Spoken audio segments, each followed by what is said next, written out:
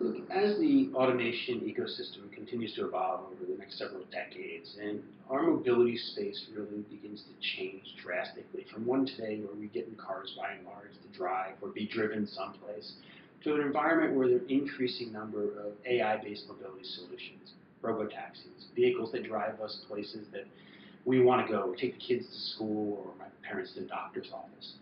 Our ability to trust that system to work seamlessly is really critical. Today, even the context of placing a phone call seems more complex than it really needs to. So if we want to place our ultimate trust in our safety on the roads as pedestrians, cyclists, or drivers in the hands of AI, a real critical component is developing it as a trusted system. So the challenges of building trust are really building upon expectations. Trust is built over time and eroding quickly.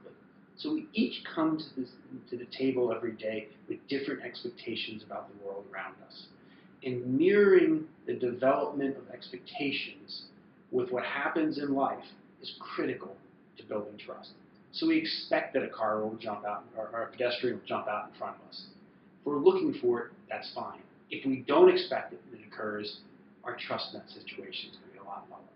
Very much about how do we sense the characteristics of the driver, how do we use novel and developing and evolving feedback mechanisms to build experience, base it on expectations, and build trust over time. Key being is that the development of a trusted ecosystem will bring the AI innovations that we want to market faster. Long term, the world is going to be one of a highly automated ecosystem. Big questions: can we build the trust necessary to accelerate the process and save lives along the way?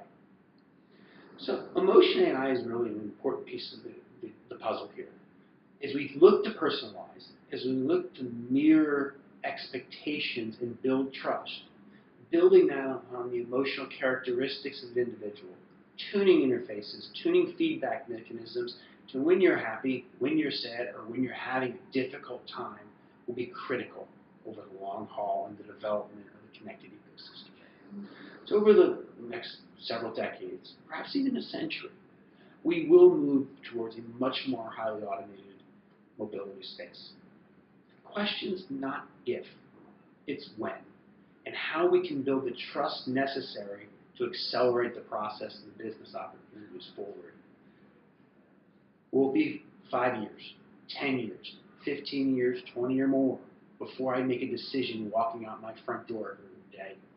Am I going to call a robo-taxi? Am I going to drive with a new experience that doesn't necessarily require me to touch the wheel? Or am I going to allow someone else at the whims of a computer monitor someplace else in the world drive something into my driveway, pick my kids up, and take them to school? Bryan Reimer, MIT. I'm going to be speaking at the Emotional AI Summit September 6th. Hope to see you there.